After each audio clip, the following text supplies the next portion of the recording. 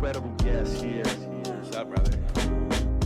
The definition of the Legacy Lounge is the stuff that he's putting together. He's a great community leader. His story is amazing. All right. Hey, welcome back to the lounge, episode 20. And man, I've been looking forward to this one. It's an honor to be in the same room as this legend in the Sacramento area, comedian, one of the most sought after comedians of what's going right now, actor, and a self-proclaimed mayor of Cougarville as well. Lance Woods is in the house. Thank you for coming, man. They always start off good, then they start discrediting my achievements. Not self-proclaimed. If you go to any bingo hall, any retirement home, anywhere where they sell like them butterscotch candies, and just ask about me. Just ask about me. I'm talking about women who ain't got wet in years. Oh, man. Get wet. Let's go. So it's not self-proclaimed. I appreciate it, man. They just always, they don't always remember what they said to me, but they said it to me. They don't always remember what we did together, but we did what we did. But you know what I mean? Whatever. Yeah, man. Incredible. Man, thank you for coming, big dog. We appreciate that you're here, man. Yeah, man, this is dope. I like it. The lounge ain't bad, right? Hey, The lounge I really enjoy being in here. We got some great conversation in here, man. It's chill, man. No, it's great in here. This is a really nice setup. Man. We're in the heart of North Oak Park. So when we first started this podcast, we were like deep in Rancho Cordova, and I'm like, man, Rene, we need our own spot, like somewhere closer to like the grid. And our buddies own this building, so we've got a Mexican restaurant coming in below us that we're excited for. So that just sounds like y'all got a deal on it. Oh yeah. Before it hit, you know. Yeah, sound like y'all sound like y'all got a good deal on this spot. That's all I heard. Oh man, yes we did, and now we're in the heart here. You just like when you rolled in, I had a good friend of mine. We met for coffee. We started chopping up about business and what's going on in life. So we have a good time over here, man. But hey, today's about getting into you and your story and everything like that, man. Obviously, you're one of the legends from out here, and like I said, heavily sought after, man. But give me the background. How did you get into comedy, man? All right, we're gonna go to the start of comedy. It's gonna be it. I'm gonna tell you how this all started. I used to be at home imitating my pastor for my mom and my sister. I don't know if you ever been to a black church, Chris. I have. He's been yeah. to more black churches than I have. Kind of prefer an all-black church more than the church that I attend, but that's a whole other story. No, it's not. Okay. Nah, keep going. Center of Praise is a church that I used to attend. Okay. You weren't expecting that, were you? No. Now that you say it, I'm starting the backwards hat. You know what I mean? The 2 chains. I'm like, oh, okay. I see what's going on here. This is just one chain. Yeah. Oh no. You know what's crazy? Where I'm sitting at the microphone looked like another chain. Okay. Like this part right here on the microphone looked like another chain. I kind of want 2 chains though, but I figure if I had two is too much, I would imagine. No, it ain't. Okay. 2, hey man, 2 is a good number, baby. Yes, sir. You know what I mean? But no. So you know what I mean? My pastor is very animated. You know what I mean? Especially like this was years ago. He's like, I was gonna say he's chill now, but he's not. He's not as animated, but I'm talking about in his prime, he was. And I used to be at the house, it's just like imitating that from my mom and my sister, just joking. So then my mom is like, "I'm gonna have you do that at the church." Oh gosh. And I was like, "No, the fuck you not." Can I say that here? Yes, you can. Because if I can't, it's too late. I already did it. So whatever, you're gonna have to fix that. It's not my problem. So. And because my mom used to be over the anniversary, like putting the program together. So she was like, I'm going to have you do that at the church. And I'm like, no, huh? Like just regularly or Exactly. a talent show? Like Exactly. That's what I'm saying. There what was we doing here? Yeah, it's like it ain't like right before offering. It's like now here comes a imitation. How old were you? 18. Oh, okay. I thought you were saying like part of this was like you were like maybe like a 6 or 7 year old. No. I'm like 18 at this point. Okay, so you're basically a young adult. 17 or 18. Okay. 17 or 18. So I get up there, and this is how much I didn't talk. Like it's like funny because there's a lot of people who like have known me for a long time, and then people who've met me through show business. Yeah. And these people be like, y'all have no idea who this person is. You know what I mean? It's like a totally different thing. Yeah. Like, so, and I'm saying that to say when they called me to the stage, this is how I don't remember who was hosting or who was hosting the event, but they were like, and next we got Lance. And that's all they said. It was just like Lance. Like they didn't even know what I was doing. So I went up there and I remember the first thing I said was, y'all know how pastor be on Sunday, and I just went into it. And like it was like the first 6 seconds, I was like, let's see how this go.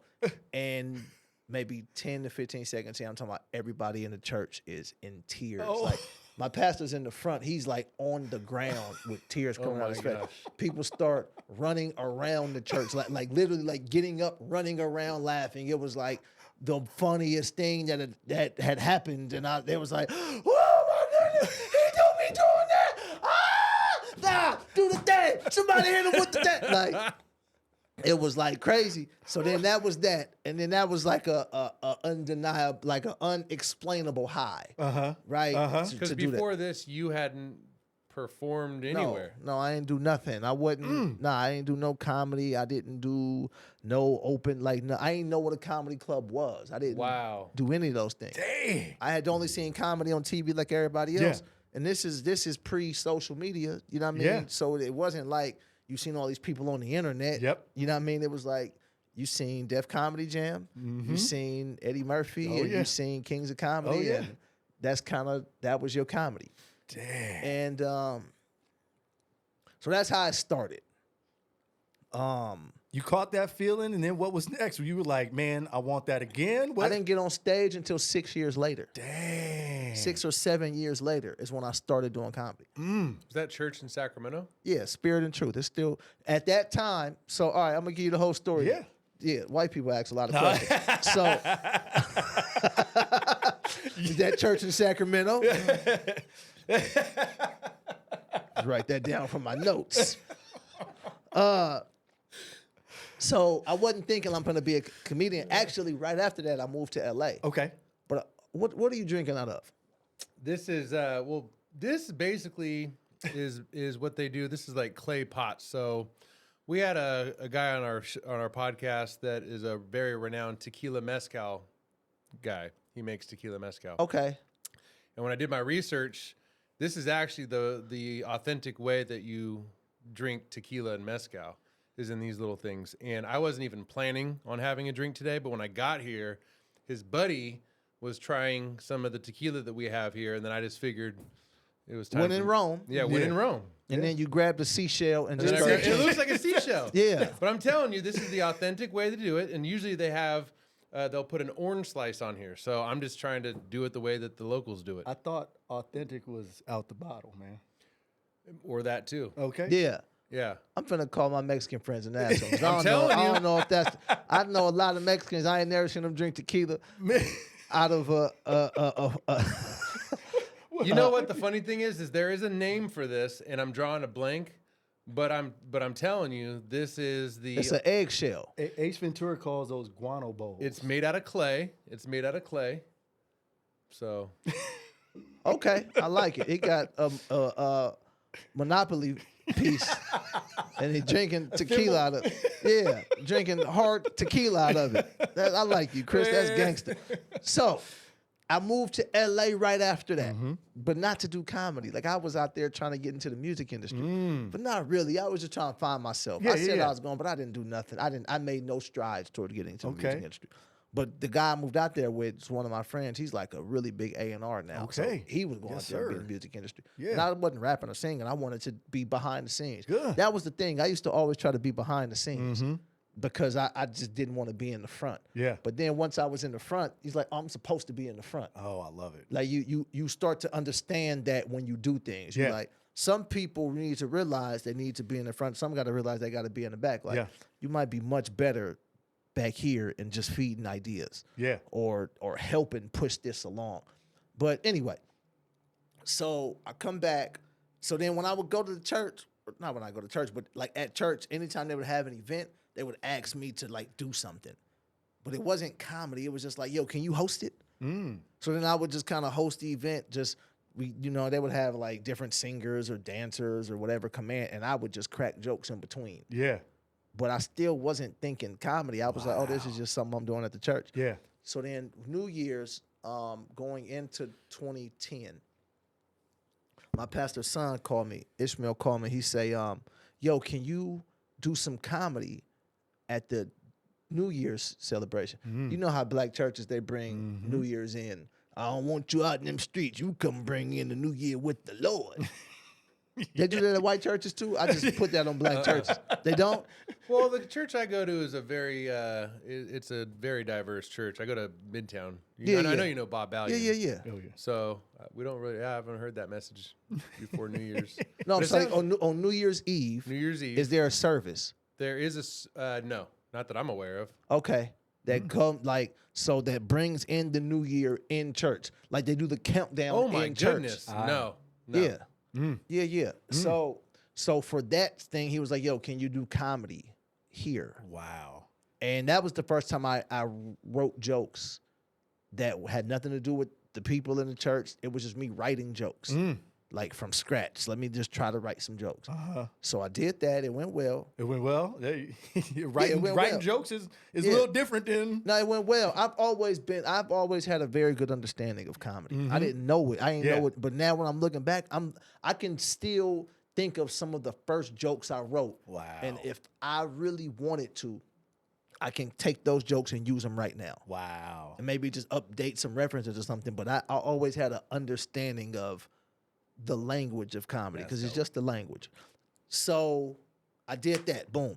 My pastor comes up to me like a week or two later and was like, yo, we want to do like a First Fridays type event. I want you to host it. You familiar with like First Fridays type thing? For sure. Yep. So he's like, yeah, I want you to host it. So then now I don't even know this, but I'm getting comedy chops. Like I'm getting reps in now because I'm hosting this thing every month. At the time, I still go to the same church, but the building was in a different place. Got it. At this time, the building was on Arden, right across the street from the Punchline, directly across the street from the Punchline. So then I was like, yo, I'm going to go over there and try it. Like, try it at the comedy club. But I don't know nothing about comedy clubs. I don't know how none of this works. Yeah. So the girl I was with at the time, she started acting like a manager. She would start calling the club and booking stuff and hit me back and was like, yo, they say they do an open mic once a month, the first Wednesday of every month. I said, okay, let's go. So I said, I'm going to go watch it because I had never seen comedy live. I'd only seen TV. Yeah. So I wanted to go sit in the crowd and see what this was about in the flesh. May 12th, 2010. It's the first the first Wednesday of every month is when they do it. But this particular month, they did it on the 12th because of Cinco de Mayo. Okay. So I go and I'm in awe. Like everybody was amazing. And I know a lot of these comics now. Yeah. And they're not amazing. But at that time, to me, I was like, oh my goodness. Did you hear why the chicken crossed the road? Right when he said, man, and they were all amazing. I'm like, is he being for real? No, I'm telling when I'm in that moment, like it a lot of times it's better to just experience things without certain knowledge. Yeah. Because I was just a fan just watching people make magic in front of my face, and I could not believe that they were doing this. I was like, bro, this is incredible. Yeah. Like, and I mean, everybody was getting a great reaction from the crowd, too. Man, there was this guy, I don't remember his name, and he wasn't a comedian. But he said he went to Sac State, and I think he said his friends had dared him to do it. So he had got up there, and he was amazing. Oh. Like, and I don't remember any of his jokes, but I just remember the crowd. He told this one thing. He said, he gave somebody in the crowd like a gift card. He was like, he set it up somehow and was like, since you won, here's a gift card for $100. And then while I was clapping, he was like, there's $26 left on it. It was like something like that. And everybody was like, oh! And I was like, oh! He spent some of the gift card money. Oh! Oh! All the money ain't there. So when I'm watching this guy, Daniel Dugar, who ended up being like a mentor and friend to me, first person to take me on the road, took me overseas, all kind of stuff. He was on the show and he was like talking about me in the crowd. You know how you pick on he picked on me in the crowd. He picked on me. He said something like, yeah, like the Wesley Snipes looking brother right there. And he said, and I'm like, oh, he's gonna be Wesley. Oh, I'm like in awe of all of this stuff, right? So then next month I said, okay, I'm gonna go do it. Remind you, she called me and said, open mic. Open mic. I get there, show start at 8 o'clock, doors open at 7. I get there 6:56. Hey, y'all, I'm just here for the showcase, for the open mic. The girl at the front was like, okay, doors open at 7, so just come back. I'll be back. I come back 7. Okay, you can come in. Who's the manager? Who I got to talk to? Talk to the manager. I said, yeah, man, I'm here for the show. He said, who are you? I said, it's Lance Woods, baby. He said, I don't know you. He said, I'm not putting you on stage. I said, what? So I left. Yeah, it was a nice sunny day in June, but it started raining in my life. Like when he gave me that news, it was just rain. My tea's gone cold, I wonder. Like that song started playing. But then I'm like this is 2010. So there is no, like I said, their Instagram don't even exist. Ain't no Twitter. Yeah. If it is, I'm not on it. Yeah. There's a Facebook, but I got like it ain't like that. Yeah. So everybody I told I was doing this, I told them, I've seen them. Yeah. I said, yo, I'm gonna be here. Yo, Chris, I'm gonna be at the thing on Wednesday.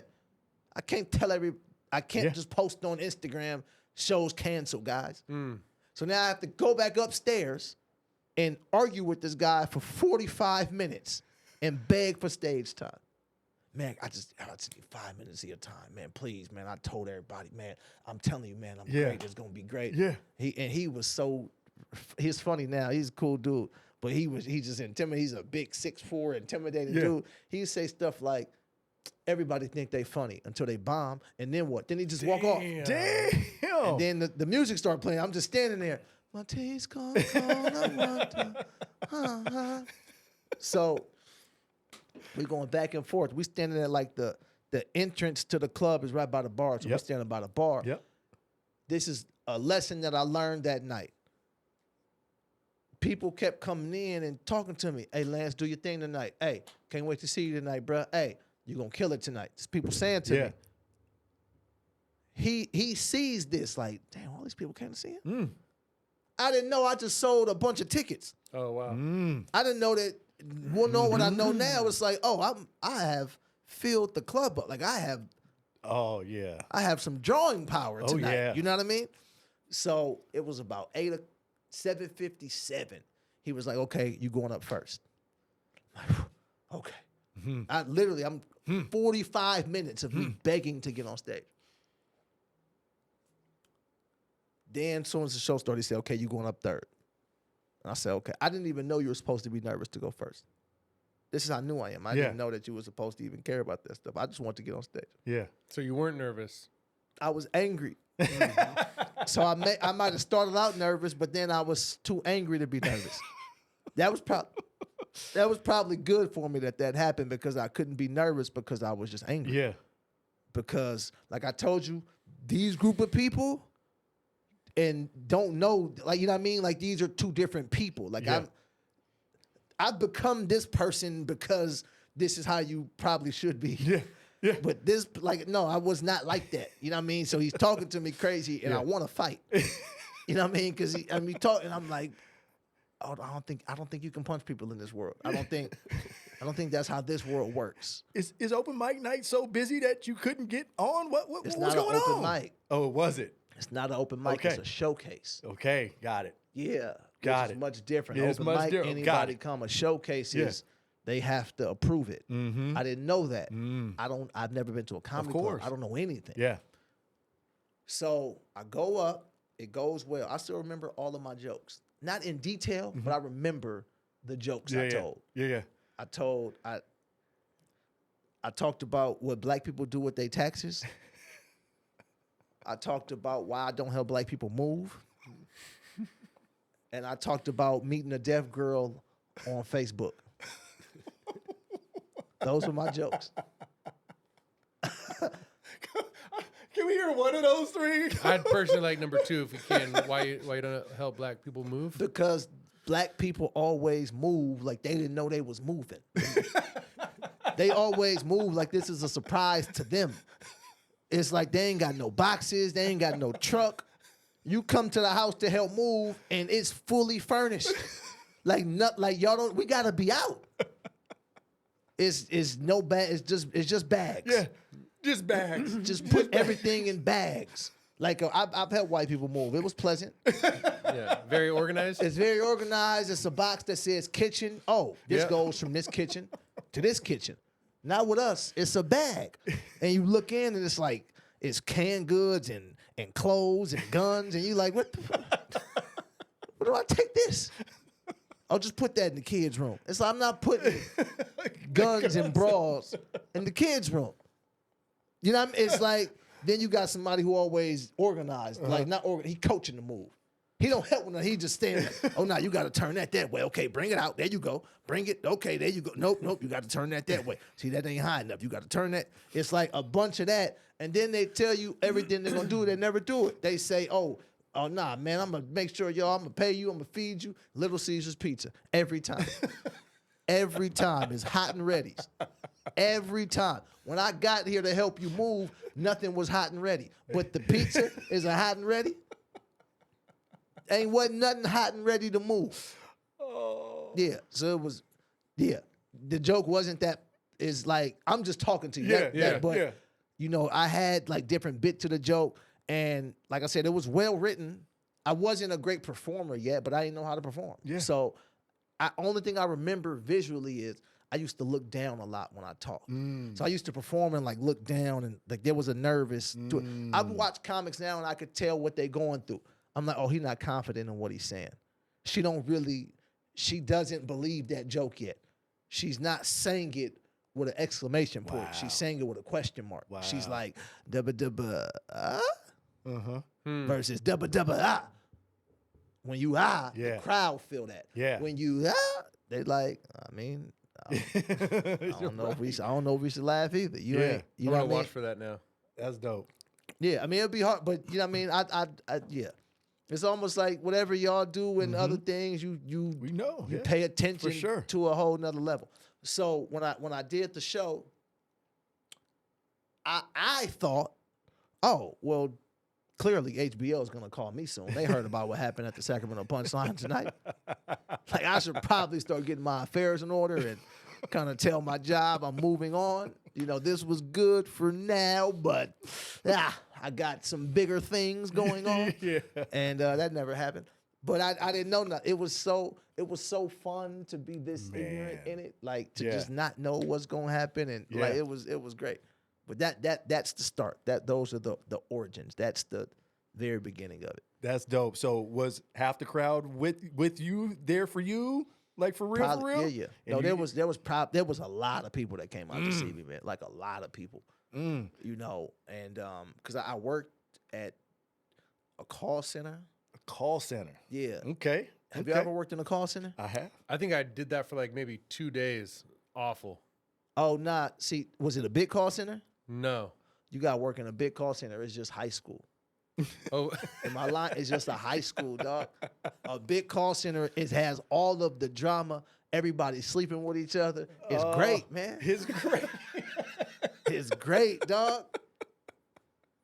Man, let me tell you about call center pussy. Oh, man. You know what? Never mind. We ain't gonna talk about it. We cut that out. But nah, yeah, man. You go get a call center job. Just do it for 2 months, just for the experience. Oh my God! You don't need the money, but just go do it. Go see what I'm talking about. So you're ready to get out that great environment and move on to comedy? Because HBO is calling? No, they didn't call. But you know what's crazy? I'm just saying because you know, when you work at a call center, as he sips out of his seashell, when you work in the call center, like, you know what it's like. Like, you know, you just see these people every day. You spend more time with these people than you do your family. You know what I mean? So it's like, it becomes one big dysfunctional family. So I'm telling everybody at the call center like to come. So I had supervisors coming. I had people from the job coming. Yeah. Then people from the gym was coming in, friends and family. Like, it was just church people. Like, just a bunch of people came. You know what I mean? So, yeah, they and I didn't know nothing about a guest list. I didn't know nothing about free tickets. So everybody came and bought tickets. You know what I mean? So I made the club a lot of money that night. I didn't factor in none of these things. I didn't get paid for that night. I didn't need to get paid for that night. It was like the experience is what I needed. But I'm saying, like, I didn't know how any of these things worked at the time. I was just happy to be on stage. Did the big 6'4" gentleman want to see you back after? But that's my man now. All right. He's great. Abe was great. I don't know where Abe is at now, but yeah, Abe was great. He's just he has an intimidating presence initially. Yeah. And then once he knows you, like, Abe looked out for me on a bunch of stuff, man. Abe helped me get connected with Did you leave that night knowing that this is for you? I know you had that one feeling in church. Yeah. Was it a similar feeling? Did you know, like, this is what you wanted after that one? It was an elevated feeling. Because in the church, it felt like, oh, you was just doing this for your friends. Yeah. At the club, it felt like, oh, no, this is where they all do it at. When you walk in the club and you see pictures of legends and, they performed here the same way. So you like, oh, no, this is where it's at. I mean, just to get up on stage and just face what that must feel like, you had to have been walking out of there on a high. Yeah. I walked out on a high.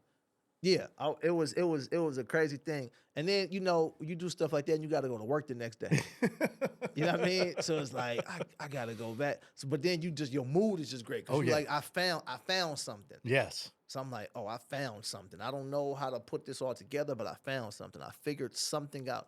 I've cracked one of life's codes. You know, they say the most important day of your life, the first one is the day you born, and the second one is the day you figure out why. One of them philosophers. Or Sexy Red. Somebody important said that. Yeah. Sexy Red is one of the great philosophers of this day. Man. But yeah, so then you figured out, like, oh, this is okay. I need to put all my energy towards figuring this out. Got it. And that's when that kind of came together. All right, tell me about the next steps then. You knew that's what you had to do.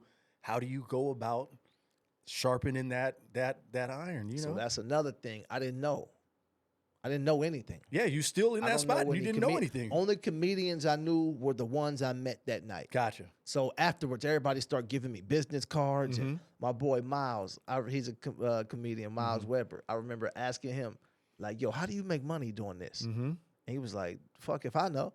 Like, Oh my gosh. I didn't know nothing. You know what I mean? He's like, oh, money. Yeah, it is. Let me tell you about money in this business. Man. So I didn't know anything, man. I was just, like I said, I was just happy to be on the stage, but I had figured out that part. So going forward, I didn't know that you could never tell the same.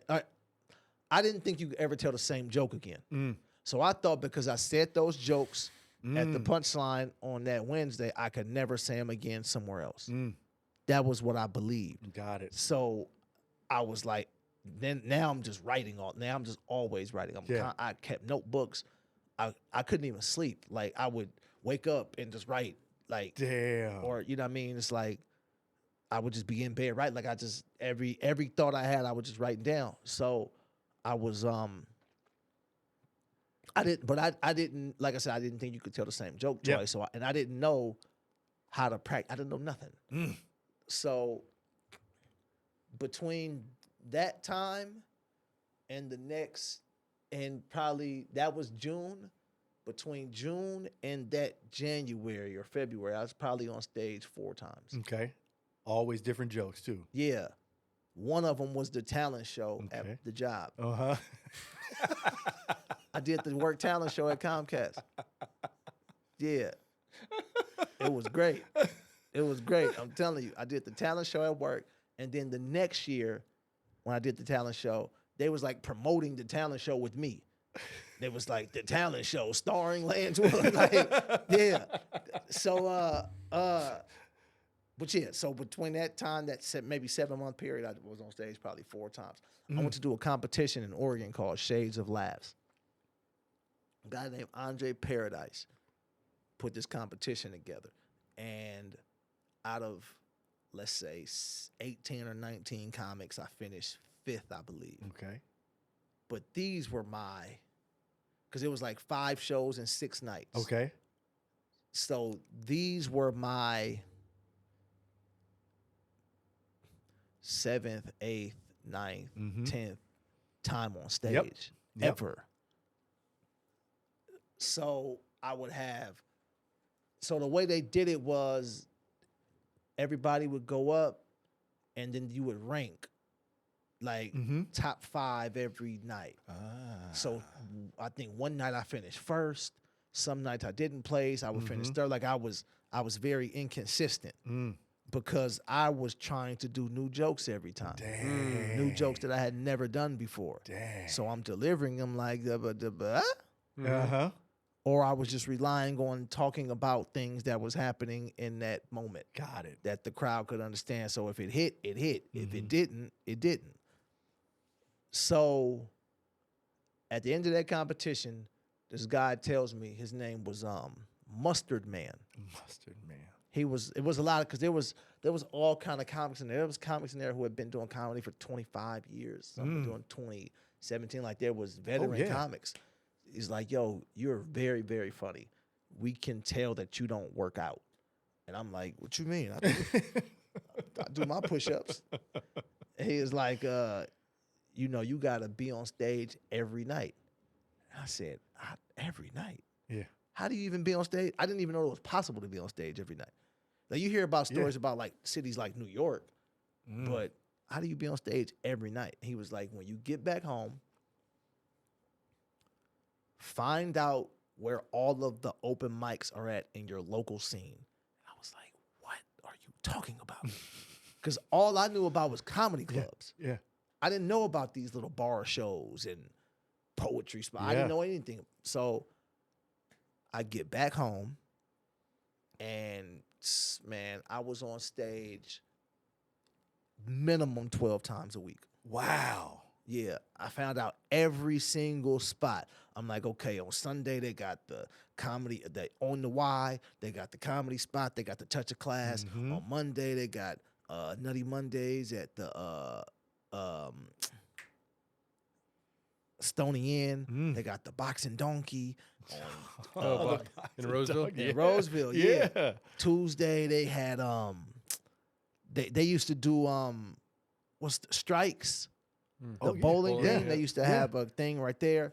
That casino on Greenback used to do a thing. You had to research. I had to the beautiful thing is that this applies to really anything Any that hustle, you want to right? be super duper successful Any at hustle. life.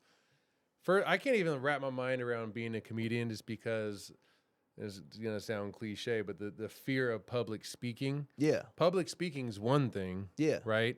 But putting yourself out into an environment where you're trying to make people laugh, if you bomb, all the things that goes with, and now early on in your career, you're sharing the story where all you had to do was put in those reps, and get better at crafting your stories, man, because that was the only way that you're going to get better at this. Yeah. Yeah, that was like, and like I said, this is 2011, 12, 13.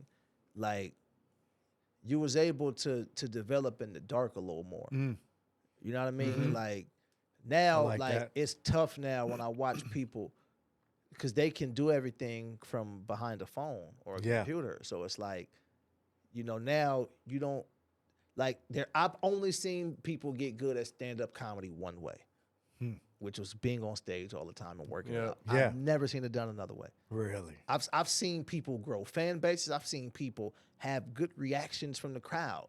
But I've never seen anybody be a good stand-up comedian without going on stage being bad. Wow.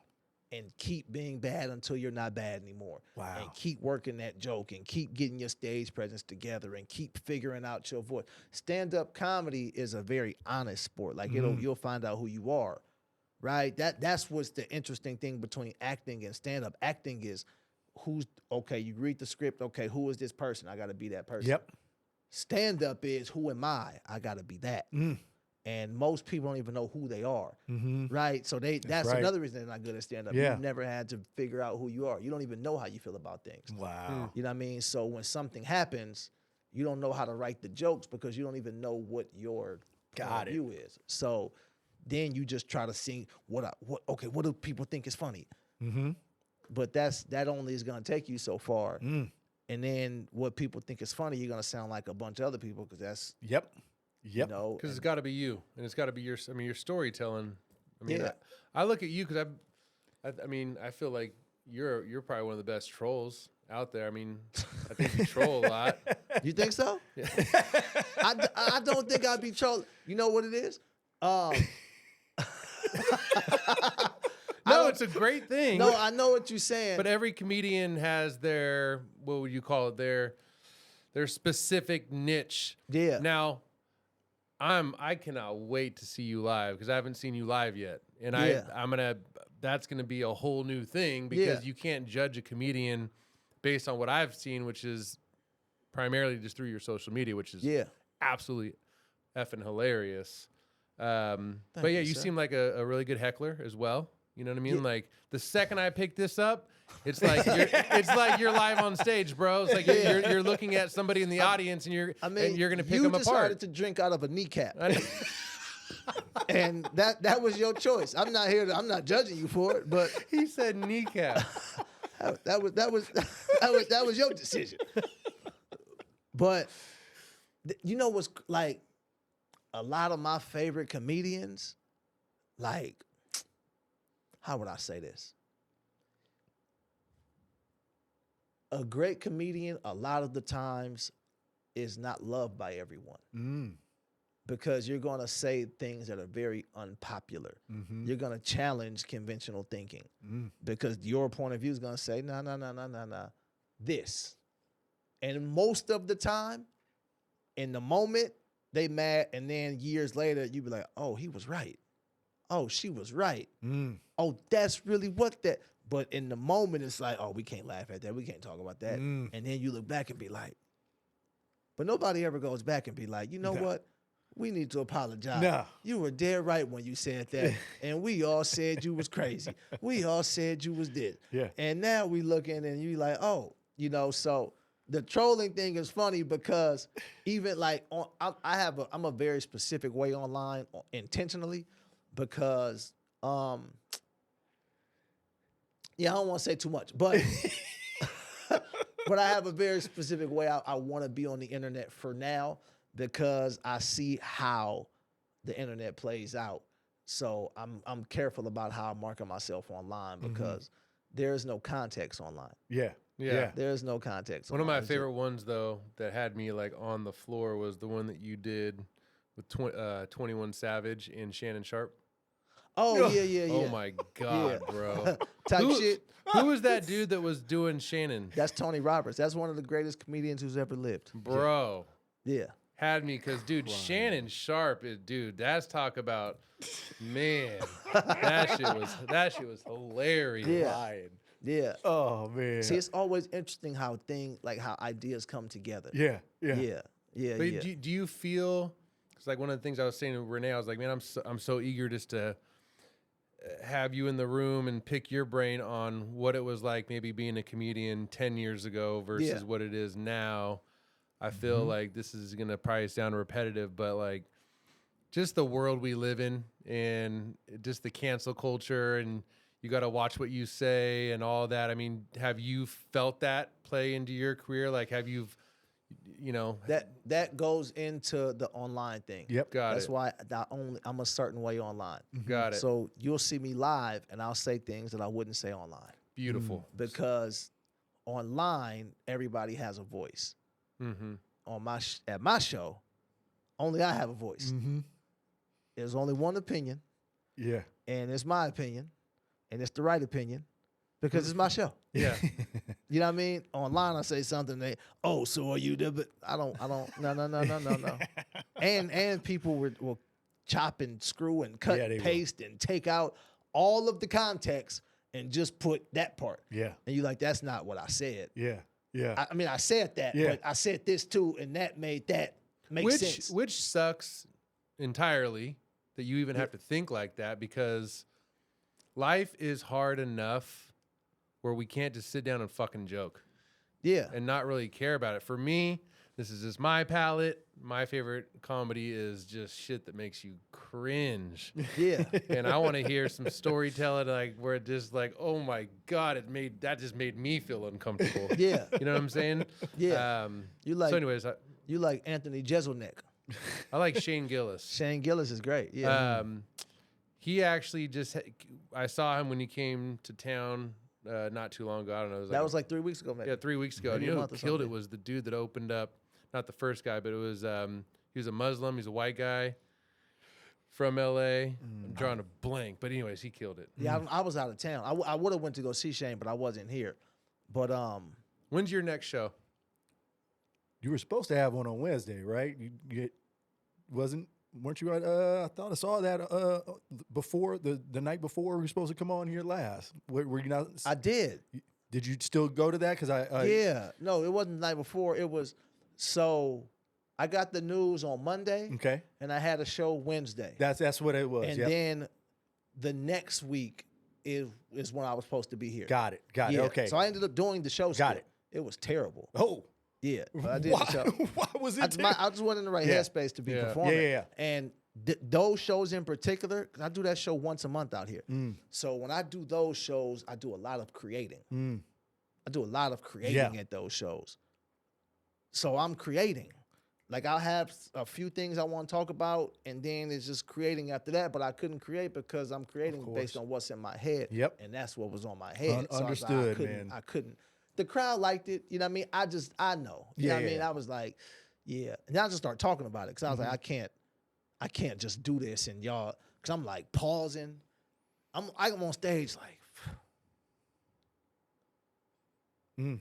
For real? yeah. Oh shit. Like just like that, yeah. So I tell a joke, they laughing, while they laugh, and I'm like, man, a lot on your mind, man. And then I get back to it, and then I'm like, I gotta tell them because this look crazy. Yeah. You know what I mean? Like, yeah. So in retrospect, is in hindsight, is that the same thing? Same thing. Okay. I've been reading. I've been reading. or listening to Stephen A. Smith, you know, whatever. Yeah. So let me obliviate. So you bloviate and concentrate and meditate. I should have hosted the show. Yeah. I think I should have just hosted the show, let the other comics rock, and came up in between and just kind of did a little bit and then got back up. You're talking about the most recent one? Yeah. That Punchline show in particular. Got it. I was out here at Laughs Unlimited last weekend, and that was fine. You know, because we had just did the funeral and all of that, and you know, what I mean, not that but it's like, you know, it's kind of different. Yeah. Than, like I said, that show in particular, I do a lot of creating. So, yeah, I don't do a lot of things that, like, so when because I had a show that Wednesday, then I had a show Friday in Bakersfield. That show was fine too, because it was just, I can just go do my set or do these jokes, you know what I mean? But I don't do that at that show. Man. So you're constantly on the road. I was about to ask your schedule. Yeah. What's your schedule looking like right now? I'm like, I'm on tour with Desi Banks right now. And I also have my own dates. Like, so I'm headlining in Seattle, Tacoma this weekend at Nate Jackson Super Funny Comedy Club. And then the week after that, I'm in Austin. No, I'm sorry. I'm in Dallas with Desi. And then the next day, I'm in Austin at the Moon Tower Comedy Festival. Then the next day, I'm in L.A. The next 2 days, I'm in L.A. Then the week after, then I think that next week is Cincinnati, I think, or Detroit. Wow. I got like a full schedule. Like, I'm on the road every weekend. That's super legit. Now, I know you've toured many times and toured with some great people. Well, tell me about like the best times. What is the funnest set of group that you're rolling around and doing your tours with, man? Well, I mean, so I mean, I just appreciate all of them. Of course. So we got to start from the beginning of me going out. Mm-hmm. Daniel Dugard was the Yes. first person. Yes. You know, Bear, your dude, but he just took a liking to me, man. Yeah. And I don't do this often, and every time I've done it, it's worked out. I don't know why I don't do it more, but I had his number, but I had never used it. Yeah. And you know, people be like, "Yo, call me if you Yeah. need Yeah. anything." Yeah. Yeah. So I called him and we was just talking. He was like, "Yeah, man, this is what you should do." And then he just started like, "Yo, I'm gonna take you out with me, and we're gonna do some shows on the road." And this was like super duper road comic stuff. This is like, so there's a guy named Dave Tribble. I don't even know if Dave still does these shows, but it's a West Coast thing. They would call them Tribble runs. Now, look, you smiling now. Listen what I'm about to tell you. You'd have shows all up and down the coast, literally from here to Idaho to Oregon to Montana to Redding and everywhere in between. Winnemucca. You're seeing like all sorts of different. I'm seeing everything. Yeah, because Redding's a weird place, by the way. You think it's not? No, Redding's weird. They was like, "Oh, look at him with his teeth."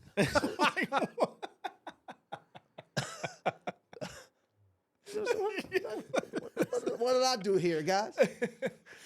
So, I remember we got to Winnemucca, Nevada, and Ooh, man. yeah, it's a big pickup truck parked right next to us, and it had a big Confederate flag in the, I'm talking about huge Confederate flag in the thing, and I don't even those things don't bother me. Like Yeah. I don't care about people's beliefs. Yeah. Like, just don't touch me or talk to me. Yeah. About you know what I mean? Yeah. Or we can talk, but just everybody be respectful in conversation, or we can fight. So I remember I was talking about the flag on stage. Ooh. And then some guy says, you think just because they have a Confederate flag that makes them a racist? Oh God. And yeah, I was like, nah. And I said, I got on Air Jordans. That don't make me a basketball player, but it means I wish I was. Oh, that's hella good. That And was great. The crowd was like, Dang. wait a minute. So yeah, that's how it was all good though. But I'm saying that to say, man, we used to go on these runs, dog. He took me and really showed me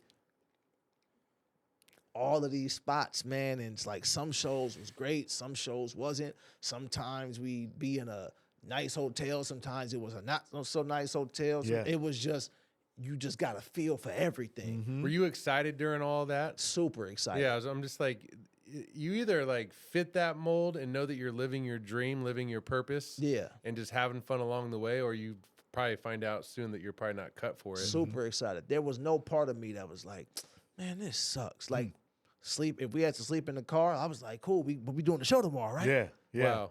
Okay. And they're gonna give me $100 whole dollars. I'll be there. And it was just like, yeah. So like that was a great experience, you know. And then from then, I started traveling with Tony Roberts. Tony And Robbins? Tony Roberts. Roberts. Oh, Roberts. Shannon my bad. Sharp. Sherman Sharp. Got it. Yep. Okay. Yeah. I'm like, Tony Robbins. No. This dude's story's crazy, man. He got to start doing stuff, gigs in his church. Now he's on tour with Tony Robbins. Look at this, it's weird. There's motivation, there's religion. It's great. Where's Tony Roberts from? He's from Detroit. Tony's from And Detroit. how did you guys meet? So Tony, his wife is from here. Got His it. wife from Sacramento. So I met him. I met Tony. So the first time I remember meeting Tony, well, no, that's not true.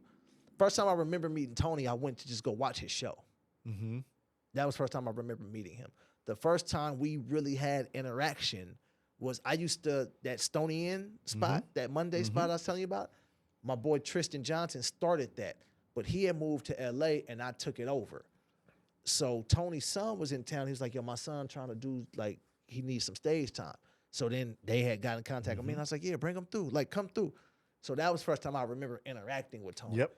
Past that, there was something going on at Tommy T's. I think it was like a competition, and Tony was, I think, hosting it, and he took a liking to me from that, and his wife took a liking to me and all of that, and then it grew from there. From there it kind of grew, and then like maybe 2016, we went. First time he ever took me on the road with him, we did the Denver Improv. And like I was just like, I'm doing, like I had to get on an airplane to do comedy. Yeah. That wasn't the first time I did it happen though, because I had done stuff before. But you know, it just felt like this is crazy. You know what I mean? Like and then like Tony Roberts was like my favorite comedian before I met him. You know, this was That's like dope.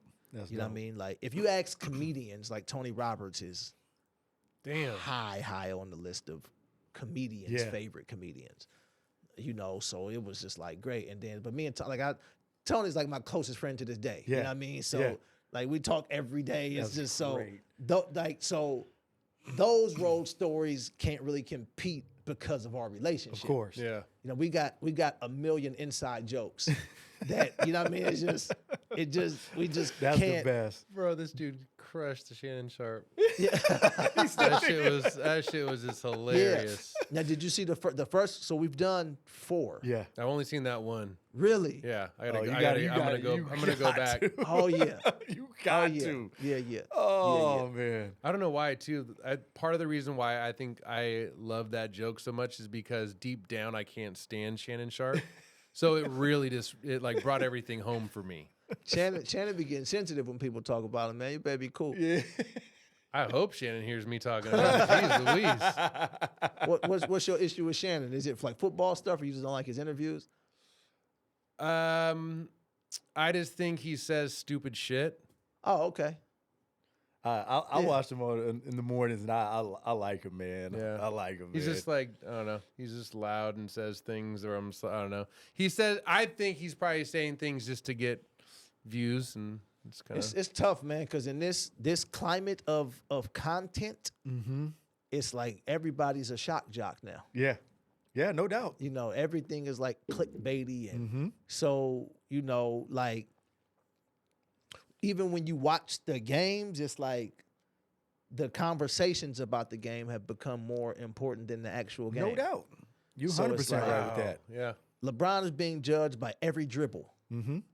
You know what I mean? It's like if he make the shot, he's the best. If he misses it, see, Mike would have made that shot. Like, I guess, like, you know what I mean? Yeah. Like, Yeah. Just shut up. I know. Yeah, I feel you. I feel like there's the blessing and the curse of social media.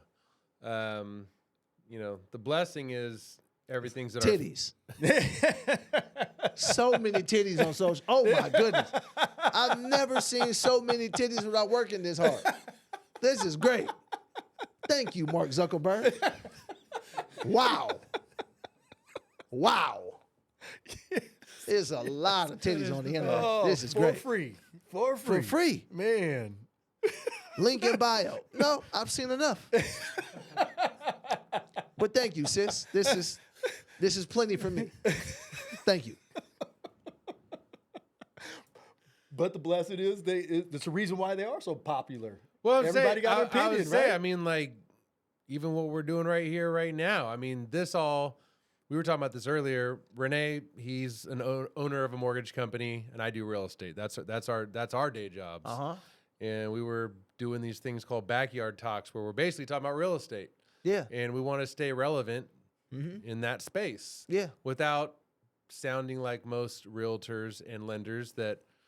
What are you looking for back there? I was looking at the sign right here. Yeah. And then I was looking at what this wall had. Oh, yeah. yeah. No, Yeah, yeah. yeah. No, Maybe we should put something on that wall. I mean, No. we highlight the guests though. You know Yeah. what I'm saying? We don't need nothing in the middle. But yeah, we wanted to stay relevant. Yeah. You know, in talking about real estate, but Yeah. kind of got bored just solely I don't wanna talking talk about real estate estate. no more. I've been doing it for 22 years, Yeah, man. I want to talk about real estate, and there's a place for it. But moral to the story is, if it wasn't for social media Yeah. and all that, then we wouldn't have the platform. That's the blessing, Yeah. right? The curse in it, which so they're going to construction down there. We can hear it. Yeah. The curse in it is just the amount of bullshit that you have to kind of weed your way through, and the clickbait, and to your point, you know what I'm saying? That's why I find myself right now, podcast is like kind of my go-to, my bread and butter when I want to zone out for an hour and go on a walk. Let's listen to my top 5 favorite podcasts. Yeah. So anyways. Yeah. I look at the internet like a grocery store. Mm-hmm. That's how I view it. And it's like when you go in the store, I mean, they got fresh produce. You want apples, you want watermelon, you want cantaloupe, it's right there. But all of the Oreos and Doritos and the cookies and the candy, it just looks better. Yeah. And there's more of it. That's what the titties is like on the internet. Yes, right. Like you can get online and learn how to do anything you want to do. That's right. But it's not as entertaining. It's not as fun. It's not as, you know what I mean? You have to have a discipline to do that. Like when you go to the store, you have to have a discipline to go in the store and not get any Cheetos or any Cheez-Its or any cakes or any ice cream and just go, no, celery, you, my belly, now. But it's possible. It's possible. Like you can get online and not look at any of those things. Yeah, you no can doubt. Really, I know people who have learned how to build houses from scratch and paint and learned real estate and learn investing. Big time. All on YouTube. Yep. But there's titties there. You know what I mean? Like, yeah, I mean, no, investing, that's right. But areolas. I mean, that's a tough. It's tough, man. Hey. Yeah. So you try to balance it, right? You try to get on social media with balance, but most of the time, like even when you try to do stuff, they just keep throwing more stuff at you. Yeah, you're right about that. That's called an algorithm. So that basically means that you're staring at a lot of titties.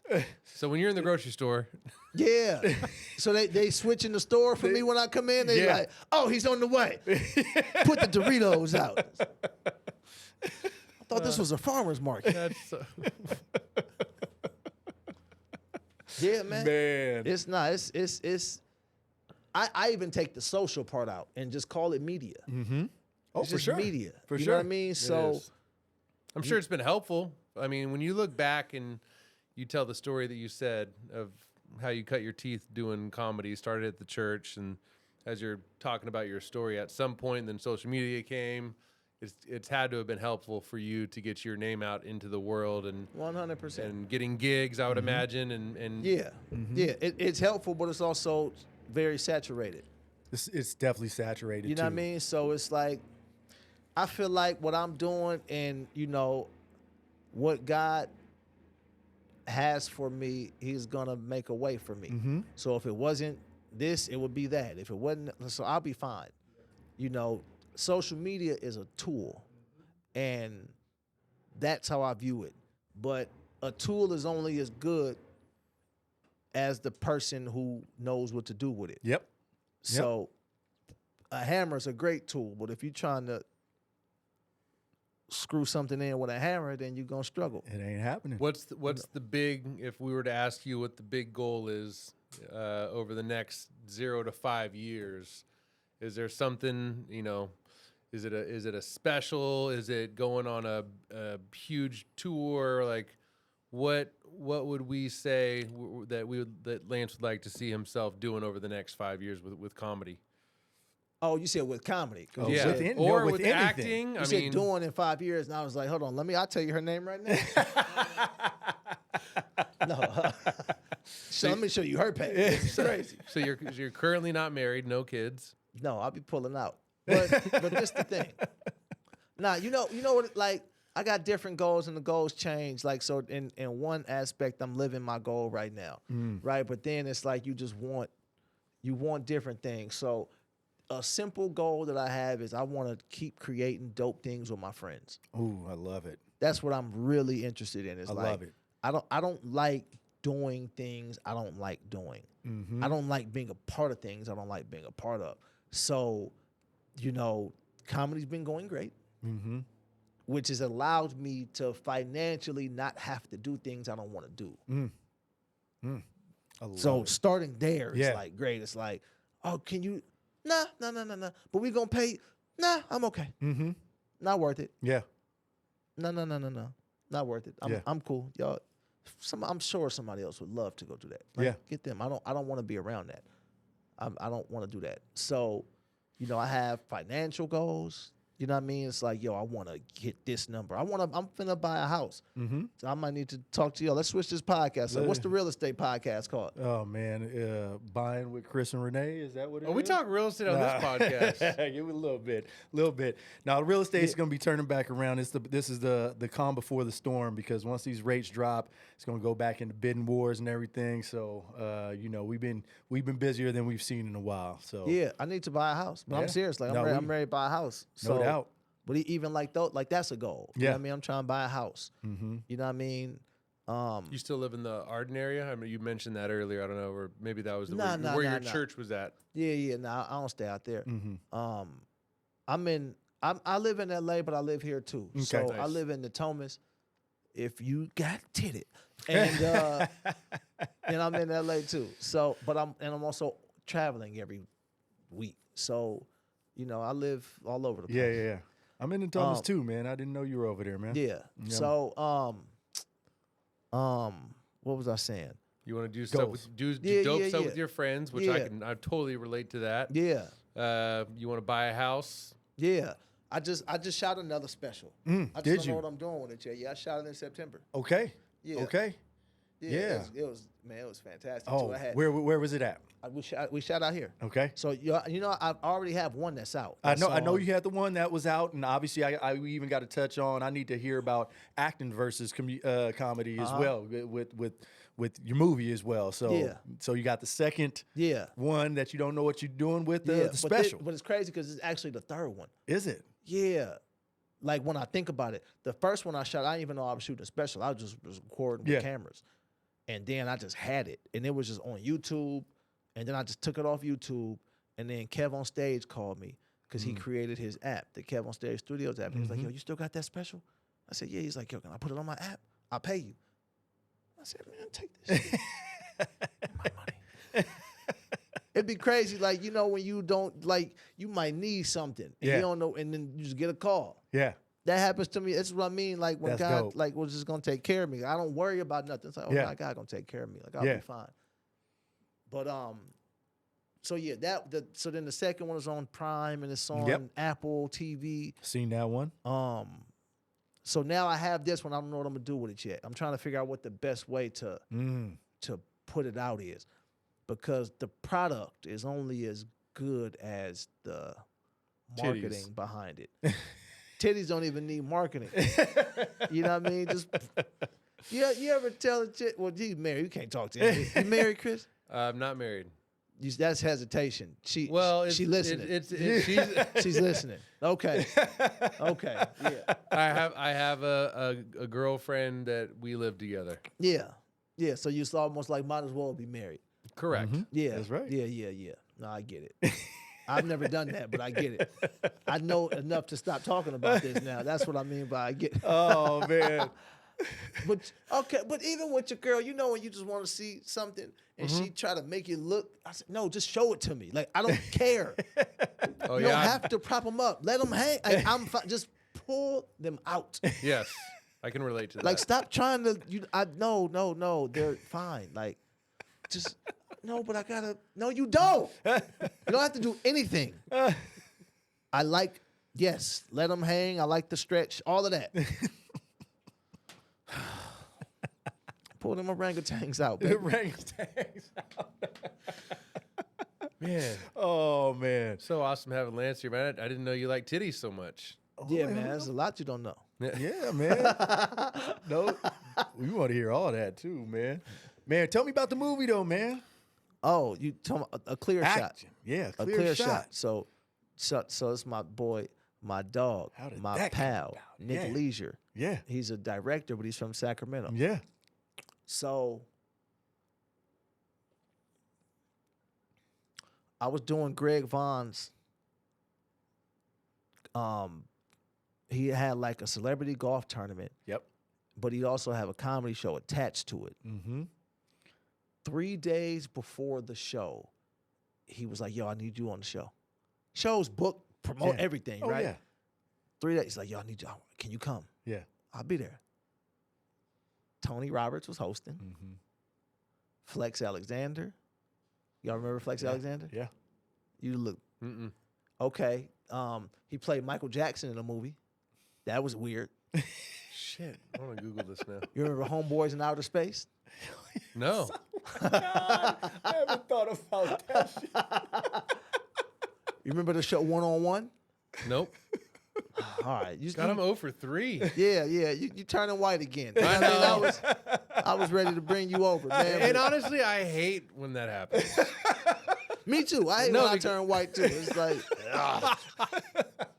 where did I get this Argyle sweater from? Why am I preferring my food unseasoned? Is that stroganoff? Flex Alexander, Alex Thomas, Buddy Lewis, Chris Spencer. Man, I hope I'm not leaving nobody out. But yeah, so I go, show's great. This guy, I forgot the guy's name. He's like, "Yo, I want you to meet my friend. He's a director. We heard about you. He wants to meet you," or something like that. The next day, the comedy show was Thursday, and exactly. The comedy show was Thursday. The golf was Friday. Mm-hmm. At the golf, I meet Nick. Mm. He's at the golf. And he's like, "Yeah, man, we got to connect." And yeah. I said, "I got a show tonight." I was at Tommy T's that night, that weekend with Robert Powell. And I was like, "Yeah, come out." He comes out to the show. After he's like, "Bro, that was incredible. I want to put you in a movie." Damn, dude, this is great. Yeah, I didn't go to no Diddy parties or nothing. That's all that happened. So I'm like, but then, people say stuff all the time. You be like, "Oh, okay." Yeah, I was yeah. like, he was like, "No, I'll put you in a movie." Yeah. He's like, "But we about to shoot in like the next 2 months." I'm like, "Okay." Whoa. So then he said, "I just got to talk to my people to make sure. I want you to read for such and such part." And I said, "Okay." I didn't know nothing about that. So Yeah. I'm like, "You want me to just like film myself reading? Like, I don't know what you want me to do." Yeah. So we go through all of that. He said, "Yeah, just come by the studio." I come by, I do the thing. He's like, "Okay, cool. I'm going to get back at you." And Mm-hmm. within like 2 weeks, he was like, "Yeah, bro, we're going to Mexico to shoot. Whoa. You're playing Oh, Hugh." damn, it was in Mexico, too. Shot in Mexico, Yeah. yeah. We shot, and it's on the same lot where they shot Titanic. It's on the same lot where they shot Fear of the Walking Dead and a bunch of other stuff. And I've heard about the movie Titanic, by the way. Yeah. a good So, hey, Rose wasn't shit, and people got to talk about that more. She let my man die in the water. That's true. She left my other man. She came there with somebody and left with Leo, and everybody was like, "Oh," and I'm like, "Oh." You know what Rose had, though? It's some titties. Yeah. Even in the beginning when she was old. And I was Yeah. like, "Oh, let me see them geriatrics."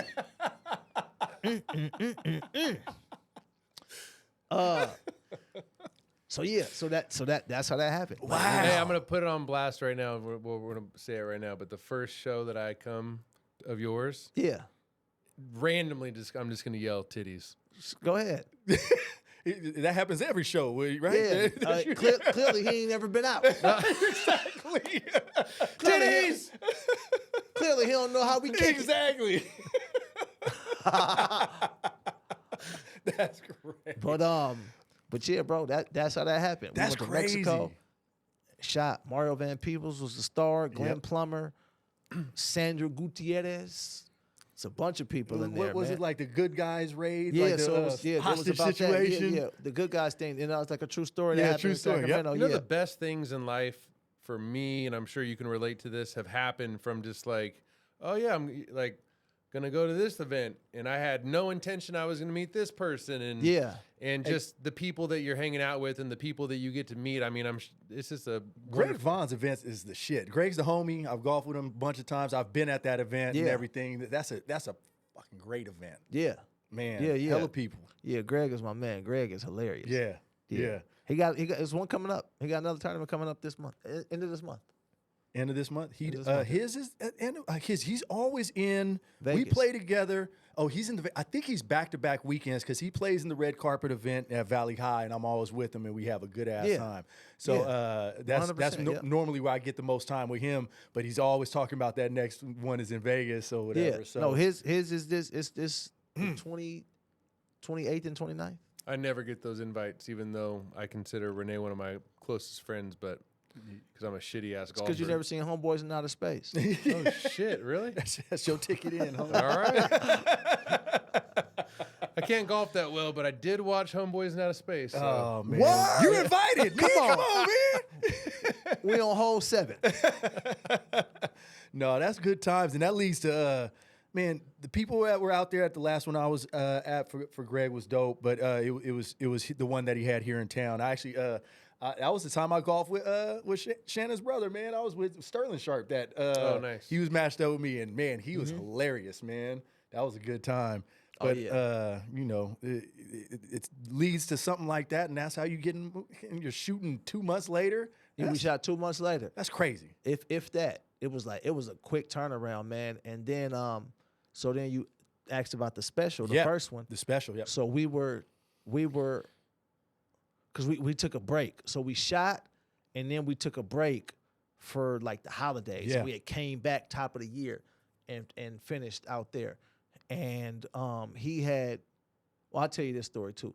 So I had one scene where it's me and Mario Van Peebles conversating, and I was so nervous.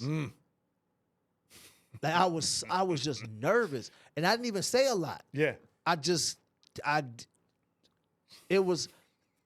Well, how many movies had you been in before that? I mean, That was the first Yeah. feature film. I had done some shorts. Yeah. That was the first feature. But also, nothing else felt pressure Yeah. until you standing with somebody who's has that kind of resume in the industry. And you like, say my line was, I'll get your coffee. And I'm like, I'll get your coffee. Like, why am I talking like that? Wait a minute. Your coffee? No, that's not. I'll get you. Wait a minute. Why am I? Like, it was like, Dang. it was crazy. And but that comes from a lack of preparation. Yeah. Really what it was. It's like I wasn't prepared for it. Like I hadn't been in that moment a bunch of times. So I was just like not knowing, and I wasn't angry. I needed somebody to make me to angry piss so you I could not be nervous. Is it harder to remember lines versus the 100%. jokes that you? 100%. Yeah, I would assume so. Yeah, because I didn't write those lines. Yeah. Yeah. I wrote the jokes. I can, you know what I mean? But so we were at lunch one day, eating at the lunch thing, and I'm talking to Nick, and I was like, I want to shoot a special this year. He's like, okay, let's do it. And that's how it happened. That's how it happened. Like, that's literally how it happened.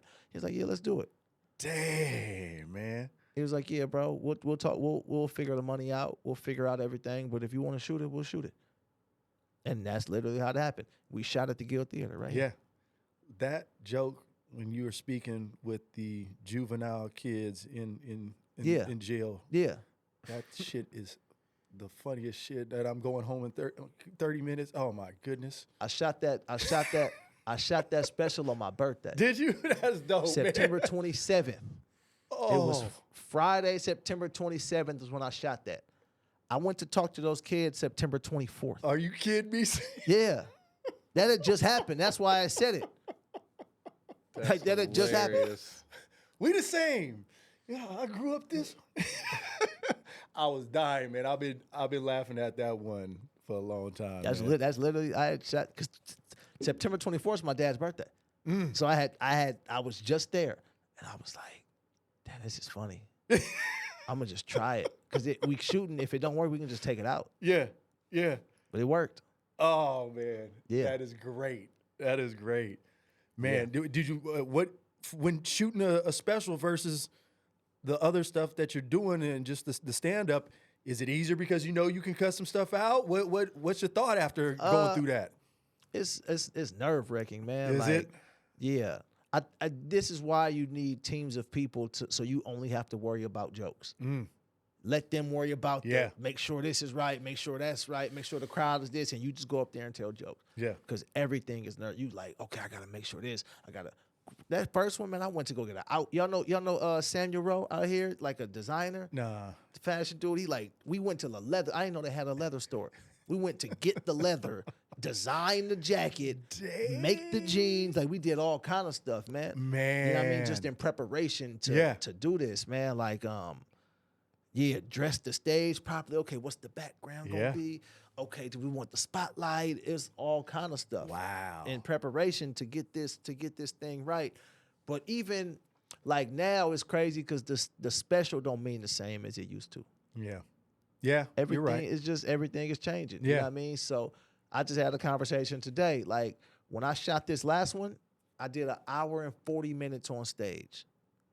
That's a long time. Yeah, but I did that knowing I was gonna cut stuff out. Gotcha. So then I was just saying, okay, since we being honest, it was an impromptu special. Like, it wasn't like it wasn't like I was leading up to this, and it's like, no, I do a show every month. It was my birthday. Let's shoot it. Hey, Nick, bring the cameras out. Yeah. Y'all know David Garibaldi? Yeah. Yep. Yeah. David painted the backdrop. Oh, what? Like, I'll show you like the backdrop on stage. You wouldn't even recognize where we was at because we put a thing up, and it's great. That's dope. I had my man Chris Haynes come out, Yeah. sideline reporter. Yeah. He like interviewed me after the thing. It was dope. fantastic. Mike Brown came out. Wow. Yeah, he was out there coaching. Let's go. So it worked out, but I was like, so I don't know what I'm gonna do. So now I got 1 hour and 40 minutes. I cut it down now to 1 hour and 1 minute with the edits and all of that. But now I'm thinking, okay, we can go the same route and put this out, and it'll be great. But that's not how people are consuming things. You're right. They're not consuming things the same way. You're right, man. You know what I mean? It's like, who's your favorite comic besides Shane? Took too long, Chris. Bill Burr. Bill Burr. I love Bill Burr. Have you seen Bill Burr's last special? It wasn't that good. Or it wasn't my favorite. The one that Red Rocks? Yeah.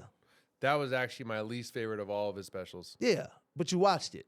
Fuck yeah. I watched Yeah. it. Yeah. Yeah. Because that's your favorite.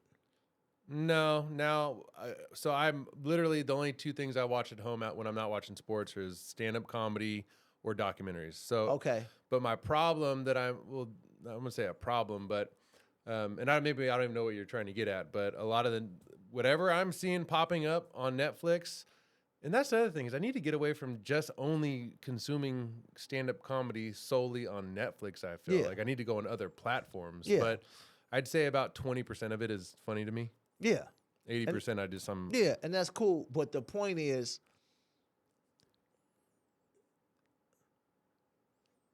how many specials you're seeing makes it feel like, oh, it's just another comedy hour. Yep. See, see, they had this conversation about comedy specials, and it's like, it's just called a special. Like, it doesn't mean it has to be, like, that's not really, like, at a time, like a comedy special was like Eddie Murphy, Delirious and Raw. You had to go to the movie theater. Yeah. And it was a whole thing. And then you had the HBO ones that came out. So it was like Chris Rock and Martin Lawrence. But that's who had comedy specials. Yep. It wasn't everybody.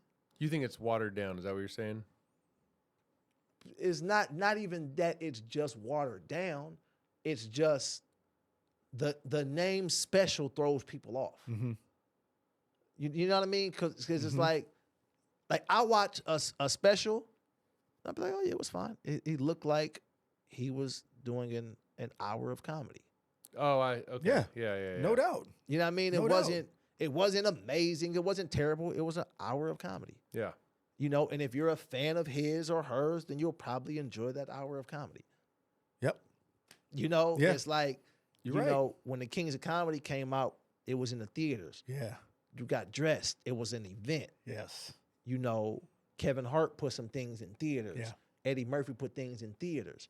Or those HBO things, it was like everybody didn't have HBO. Mm-hmm. You know what I mean? And then when it finally came out on DVD, you went to go rent it and it made it a night. Yeah. We got the Chris Rock thing. Okay, cool. We get to watch Bigger and Blacker now. Mm-hmm.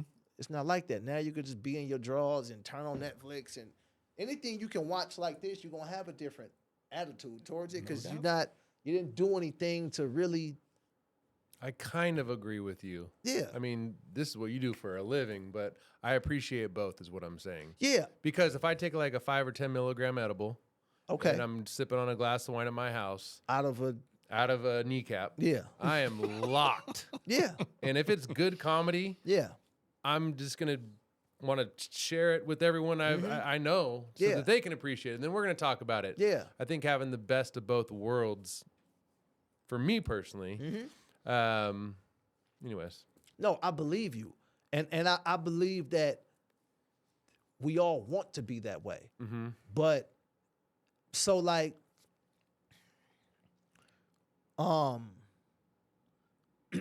when a new album comes out, you used to have to go to the CD store, get the CD, put it, you know what I mean? You might have had to wait in line, $20, all of that. Now when a CD comes out, it's just on your phone already. Yep. So if I don't like it on first listen, I don't never got to touch that again. Yep. But if I paid $20 for this, I'm gonna keep listening to it until I find things I like. You're right. now, Okay. now it's resonating with me. Yeah, it's like if I don't have to, like, I can go do something else. Like, Yeah. this is, nah. They say that with like drug addicts, it's not even the drug, it's the chase. Yeah. It's the chase. So Yeah. that's the stimulation Yeah, that they get. It's So it's all psychological. So that's why content is king, because you just keep putting out content and people will get to it. Like trying to make this, you want to have quality content, you want to have great content, but they're showing you right now it's more important to just have content. Yeah, you're 100% right. 100%. So it's a really hard thing to create in a society like that, because everything, as a creative, nothing is ever good enough. Yeah. Yeah. But in this society, everything's fine. Yeah. Yeah. So it's like the comedy specials that people deem to be great and the ones that people deem to be terrible, they both watch them once. You're right. ooh, You're right. the ones So- that I feel are great, I've watched like 7, 8, or 9 times. But you're locked in. Yeah. You know, I'm talking about the average consumer. Got Correct. it. The Okay. average consumer, and it's this is how news goes, right? So OJ died this morning, and there's new news now. If we picked up our phone, they're not talking about OJ anymore, and if they are, they won't be tomorrow. Yep. You know what I mean? Like, so that's how quick your things are going. So now, as comedians, when OJ dies, they gotta have the OJ joke right now, like.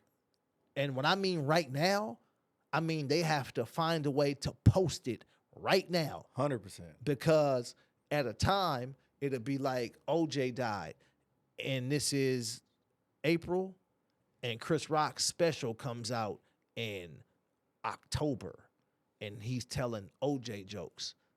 Now that's dated. In today's society, that's dated now. Like Chris Rock just told Will Smith jokes, and it felt dated because it's like, man, he slapped you with 2 years ago. But nobody heard from him. But Yeah. everybody else did so many jokes about it that it's like, Yeah. it don't feel fresh. Like, Yeah. so it's like just getting things out quick. Yeah. And it's a balance you gotta find, man, because like I watch a lot of things go out and have success that are not good, Oh, no doubt. but they're on time. Yeah. Man. I feel like a lot of your social media stuff, it's like something comes out and you're like on it, bro. I mean, you're making it like within an hour or minutes after it happens. Because I've been conditioned that I have to. Yeah. Like I gotta do it quick. Yeah. I got to do it right now. You know what I mean? And it's like, so then when you try to create things that are not as time sensitive, Yep. but even that is like, everything be changing, man. Like, Man. Yeah. The one thing I'll hold my hat on to, though, is being able to put yourself in the arena. Meaning there's a lot of people that wouldn't even have the strength to keep on putting stuff out because of their fearful or they're hesitant because of what, whatever it might be. But just having that posture of putting yourself out, whether it be shows or creating a special or doing the acting, I mean, Man, your shit is on time and it's hella funny, it's hella good. So, man, I just appreciate That you, was the man. most California. Hella. It's hella on time. It's hella good. I'm from Oakland, dog. Yee! It's hella good for Sheezy. He started shaking dreads. I didn't know he had them. That was wild. Hey, let's go. So, Man. so we want to see you selling out the Golden One Center. Me too. So we I got to actually get did that. a show at the Golden One. Yeah. When was that? 2019. 2019. Oh, wow. Yeah. So that's when you had a lot going on because the movie came out in 2019, I think, right? Movie came out in 2019. And then yeah. 2020 was a special, I think, when it 20 released. Special released in 2021. Release. I shot it in 2019. Okay, gotcha. So Yeah. all that, you had a lot going on Yeah. right before COVID hit, huh? No, I had no idea there was about to be AIDS in the air and we was all about to go in the house. Shit. You were like, I'm ready. I'm here. Yeah. But everything worked out though. I made so much money in the pandemic. That's what I'm talking about. Yeah. I love it. A lot of people did, and they not in jail. My Yeah. two best years in real estate were during the pandemic. Yeah. Yeah. Yeah. There was a lot of money out there, man. It was an interesting time. It was. No Yeah. doubt, man. It No don't doubt. seem like that was 4 years ago. It's, yeah, I know, man. Yeah. We touched on it, but I want to go back to the Kings. Man, I'm a diehard Kings fan. Mm-hmm. So are you an honorary member there? Like, do you like? I feel like you're at all the games. I feel like the Sacramento Kings organization like has hired you to be there. So I don't know what it is, but talk to us just about the journey with the Kings for a little bit, because you are a true like. Yeah. You're a Kings fan. So what happened with the Kings was, I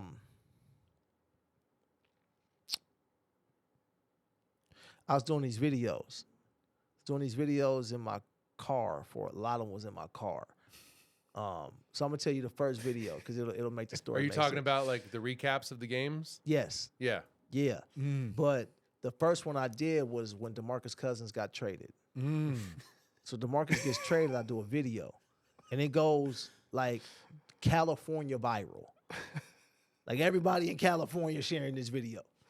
Right? I didn't know about how social media worked. I didn't know when you do something, you got to keep doing it. Like, keep doing it. I just did it and was like, oh, once again, BET's going to call. Like, Yeah. I'm thinking like, oh, yeah. You know, look, Oh, I got this DeMarcus Cousins video. We're good. 1 million views, bro. Like, I just got to wait and something's going to happen. So that happened. That year, the first year under Yeager, that was the 17, 18. Am I tripping? I'm not. that's 18, 19. We've had so many coaches over the last 10 years. Like it's hard to keep track. Yes, it's 18. Well, it's 2018. I'm pretty sure it's 2018. But I'm in the car. Hey, Nate, check the facts real quick. We don't do that enough on our podcast. Pull up Dave Yeager, and then we'll figure this out. No. Yeah. Pull up Dave Yeager.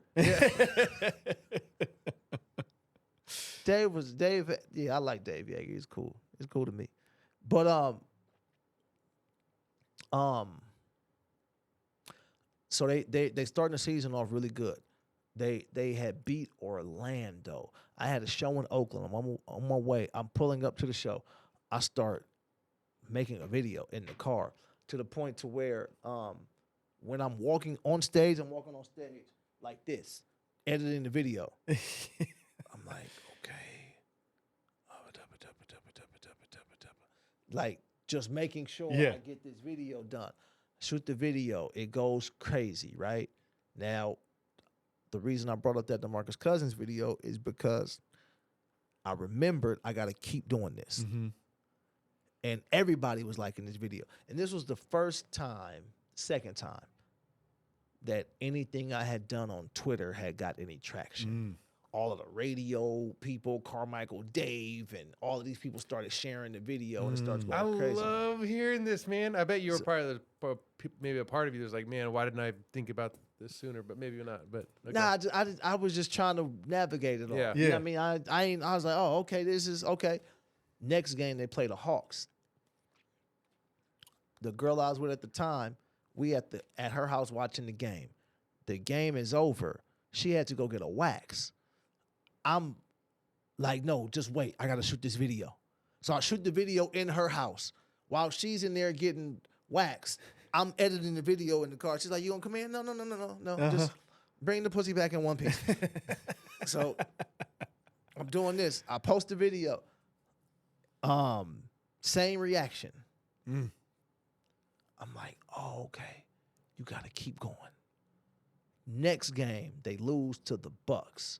I'm at my friend's kid's birthday party at the pizza place. Oh shit! Please said, tell "Hey, me y'all." you used some of that. I said, hey guys, I'll be back. I gotta go to my car. I go shoot this video in the car.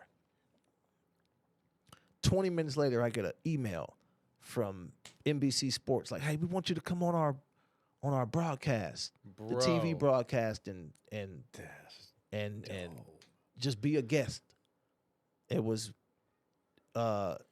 Jim Cosmore and Jerry Reynolds Damn. and me. Damn. As soon as I get off, it was the pregame show. As soon as I get off the pregame, a girl who works with the King social media team comes up to me. Oh my God, we've been wanting to talk to you for so long. I'm like, then why ain't nobody say nothing?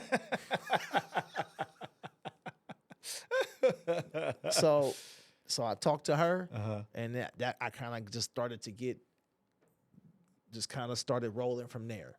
And then, things just started to become more regular. Like, then you start to meet different people. Yeah. It kind of went from there. And then, then we had certain things in place that all of them didn't go through, but some of them did. And then you just kind of, but I'm also, at the same time, I'm still a full-time comedian. So I'm not even thinking about this. Like, I got to do this. I'm like, well, this is what I got to do. And then I'll do this. And then maybe, I don't know, maybe I should have put more into this because it might have helped. Like, I don't know, but I was just doing stuff because I don't know how to navigate this space. I've never been here. I don't know anybody who's ever been here. I don't know anybody who's ever went from that to doing stuff with the NBA to, like, I don't know anybody. So there is no, this is the blueprint. Yeah. But tip my hat to you just because you're definitely not just staying in one lane. You're covering so much, and the content's so good that you're gonna hear stories like this, where like you get an email from NBC, and to me, it's just opening up so many doors. You know what I mean? Yeah, it's 49ers next year. United fan? Yeah, but I feel like I'm gonna be doing 49ers Let's go. TV stuff next year. Yeah, Let's Hell go, yeah. man. Yeah, That's yeah. dope, man. and I haven't talked to nobody about it, but we're gonna make it happen. Oh, yeah. Oh, Who's yeah. your favorite Kings player right now? If you had to pick one, Right now, yeah, on the team. I mean, It's been tough watching these guys lately. it's tough. I mean, Fox is my favorite player. I'm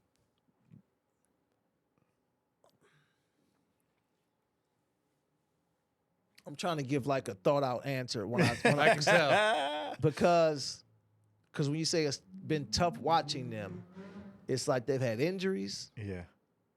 and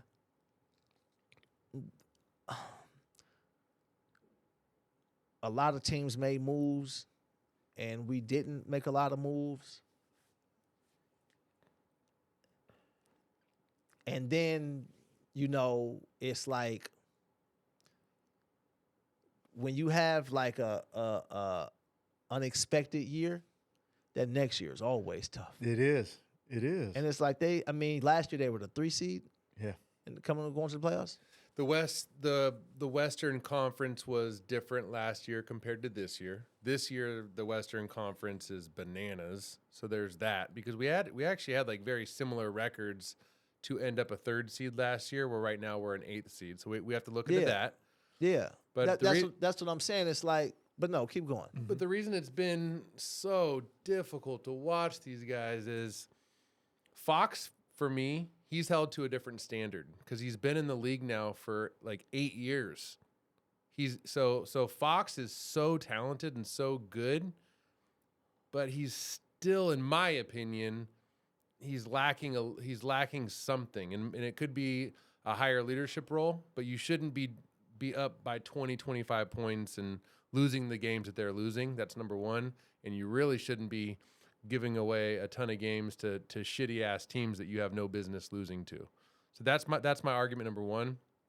We do have injuries, but we still have enough talented players on that roster to not be losing the games that we're losing. And I think that comes down to, I don't know, this dude's a Warriors fan, and he played basketball, so he's a collegiate basketball player, so he knows probably a little bit more than I do about this. I think it's we're missing a dog piece. We're missing that one dog somewhere, but it also has to come down to a lot of these players, they haven't been in this environment before. So they're kind of learning on the fly, right? You know me, I was wait and see, because that last year I was just like, well, just temper it. You know, once you reach there, it's hard to stay there. You know, that was a great season last year. I'm surprised they are where they are right now. Yeah. I'll actually be at the game tomorrow night. It's a big-ass game against the Suns. Suns. Tonight we got the Pelicans. So, tonight and tomorrow, big-ass games, man. So it's going to be crazy end of this thing. My Warriors ain't looking great. They're trying to finish out, right? But and whoever wins and gets into that 8th spot, good luck. Joker waiting. Yeah. So it don't matter. Like Sabonis, the good thing, and I just like talking Kings, and so I think he's so much better than what he's playing at. And it's crazy because he's had such a dominant year. But I think he's a player that can be dominating a lot more than what you see on TV. So just like those little tweaks. If you just see those little tweaks, I think we'll be a little bit better. That's it. Yeah, and I don't think so. I think the thing about Fox is we got to remember he's a small guard. Mm-hmm. Yes. You know, so you know, for him to have the effectiveness that he has, be one of the top clutch players. Oh, yeah. So the game on the line, he takes over fourth quarters. Yep. He'll go get you 17 in a quarter, but he's still 6'3". That's crazy. You know what I mean? The people that do that normally are 6'6", 6'7", 6'8". He don't get to the free throw line a lot. He gets fouled a lot, but they just don't call it the same way. You know what I mean? So, and he's constantly improving. Like his jump shot has become like, oh no, you can't go under that screen. Like he's going to make that. Yep. You have to pick your poison. You know, like when I look at Fox, I just say, he's just not 6'6". Mm-hmm. I'm a big Fox fan, by the way. Yeah. I'm a big Fox fan. I'm just saying, when you're the best player on the team, generally speaking, even if you are only 6'3", when you're the best player on the team, you still hold that player to a higher standard. That's all I'm saying. Yeah. I just like he's that good. Like what I'm trying to say is, we had no business shooting 58 3-pointers the other night. That's crazy. And Fox is so good and so talented at getting to the hole. That's another tweak, is that just having that mindset of, I'm going to get bruised up a little bit, but I'm not going to like keep on settling for these threes. I'm going to drive to the hole more. But it does piss me off, though, that Fox, man, it's lopsided a lot with that dude. He doesn't get a lot of calls, and he should. Sabonis, too. Like, Sabonis takes a beating. He takes a beating. You know, and like with Sabonis, it's like if Sabonis was not even nothing crazy, let's say, well, maybe this is crazy, but I'm just trying to think of a player. But let's just say DeAndre Jordan, even though he was kind of freaky. But if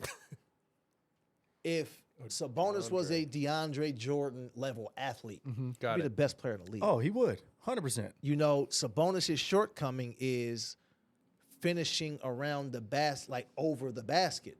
So it's like he has to be a little more crafty, For sure. you know. And then they're gonna give him that elbow jump shot, and then if you miss 2, then what? Yep. You know. So it's like, I look at Sabonis around the back. So even on those rim runs, it's like he has to he does all kind of stuff to finish when they're just going over the top. Yeah. You know, think about if Bam Adebayo had Sabonis' skill set. You know what I mean? Yeah. Or if he had You're Bam's 100% right. athleticism. You know what I mean? It'd be like, oh, no, this is, Yep. you know what I mean? Because Joker doesn't have it, but Joker's a legit like 7'1". Yeah. And Sabonis he's like wider, 6'9", man. 6'10", you know what I mean? 6'11". It's a different thing. And then when you factor in the jump shoot and all that, it changes everything. Yep. But Yep. nah, their record is similar to what it was. I don't know if it's exact. It's off by about, I want to say 3. It's like super close. So that's Yeah. not even big difference. You at going to all. the game tonight? Yeah, I'll be there tonight, but then I fly out tomorrow, so I won't be at I won't be there tomorrow or Sunday. Huh. And then we'll see Yep. where they land because a lot of people got to lose and they got to win a lot for them to get into that 6 seed. It's looking play-in-ish. It's Yep. looking like we'll probably end up playing the Suns. That's kind of what it's looking like in the play-in. Get Yeah. to that 7 seed, man. That's the goal for all those. 7th or 8th. Well, 7th you play No. at home. Yeah, 7th is at home. I'm saying 8th seed. Even if you Oh, win oh, and no, get you- into, I'm just yeah, saying, yeah. you don't want to see Joker He's first round. talking about Yeah. 7th in the play-in. Yeah. You're talking about 7th once the playoffs start. Yeah, correct. Yeah. Correct. So, but yes, if you're 7th in the play-in, then at least you have that home game. So as a Yeah. King, so here's the thing: as a Kings fan, uh-huh. I'm already setting myself with the expectation, especially if Monk's not back for the playoffs, Yeah, Monk that it's is a first big round loss, exit. man. I'm just being realistic. But if you had to ask me what team I'd want to face in the first round of the playoffs, the Timberwolves or the Nuggets, I will tell you the Nuggets for various You reasons. would rather play the Nuggets? I would. Man, you done lost your scruples, man. You know that we were 3-1 versus I them. don't care about the regular And season. it's the matchup No. thing that we match up better than Timberwolves. You're but stupid. I'm not. Hell no. Hell no. No, it's all good. Hey, but everybody two through 4 right in that, they're all beatable. That's all that I'm saying, man. Like, yes, it could be matchups, but ain't nobody messing with Denver, man. Yeah. I don't care what happened in the regular season. So get to that 7th seed. That's all I'm saying. You want Denver's to hit tough. them with the questions, man? I want to know in just curiosity. You did mention a lot of comedians, but what would be your top 5 comedians of all time? Even That's a if you good. That's a have good that list right there. I gotta ask you that. Tony Roberts. Mm-hmm.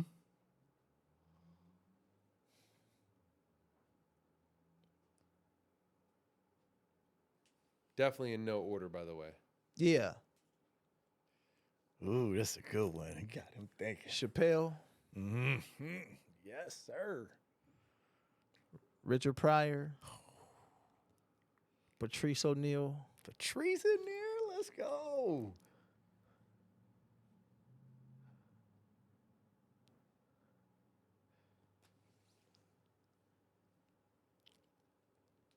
Mitch Hedberg. Ooh. Why is that? I'm drawing a blank. That name sounds so familiar. I'm just not putting. Look up Mitch Hedberg. Yeah, It's, yeah. it's fantastic. Man, that's dope. That's dope. Who's your top 5?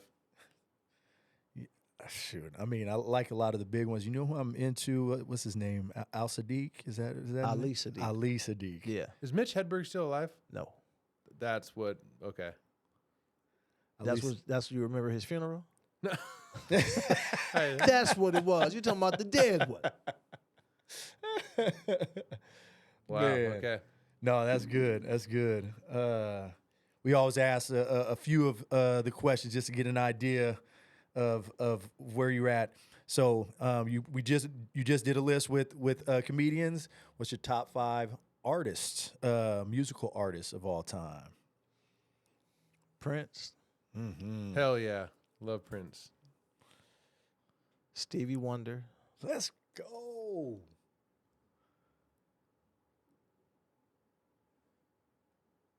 Tupac.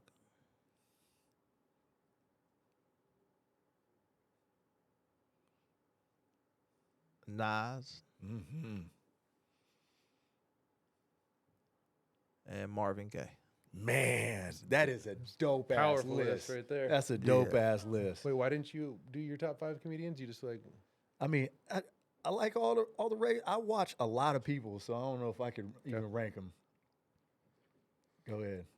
I like this one just because the foodie aspect of it. But what would be your top 3 to 5 restaurants in the Sacramento area? I'm not the right person to ask you. I don't eat like that. No? I'm vegetarian, vegan. Like I don't be eating. I eat at home. Really? You're good. Yeah. Hey, it's all good. Like I literally eat at home. But I mean, I'll shout out some restaurants. Just Louisiana Heaven is my people. Mm-hmm. Fixins. Fixins for Q, sure. 1227 and All great spots. oh my goodness, a Gumbo King. Gumbo King. Yes, sir. Yeah. Yes, sir. All great places. And we'll finish it out just with our legacy questions. So, you're building and about to leave a legacy, man. What does that mean to you, leaving a legacy? We safe? Yeah, we safe. We All good. right, We cool. good.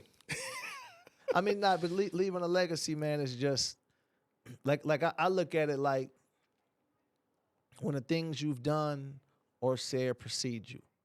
You never know what you did, how it can affect somebody later on, how it can inspire somebody or how it could stop somebody from doing the wrong thing. All of those things is real powerful. And you don't think about that until you sit back. Yeah. People come to me and say stuff all the time, and then it makes me realize I need to be responsible with a platform. Yeah. Like the story I was telling you about, the first time I did the comedy club, and I had the issue with not the issue, but we was going back and forth.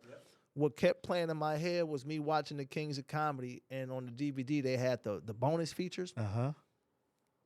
And in that, D.L. Hughley was talking about how back in the day we used to have to fight to get 5 minutes on stage. And that kept playing in my head. That's and I was dope. like, oh, you might have to fight for 5 minutes. damn. DL just said this. Damn. I that's have to dope. go have this conversation because this is what happened. Like when I was watching it, I wasn't thinking nothing of it. I was just watching him talk. Yeah. But in that moment, it was like, oh no, DL said we got to fight for 5 minutes. So we got to fight for 5. You know what I mean? It was just like that. So That is so dope, and that's a perfect way to finish it out. Big dog, thank you for your time out here, man. All right, we out.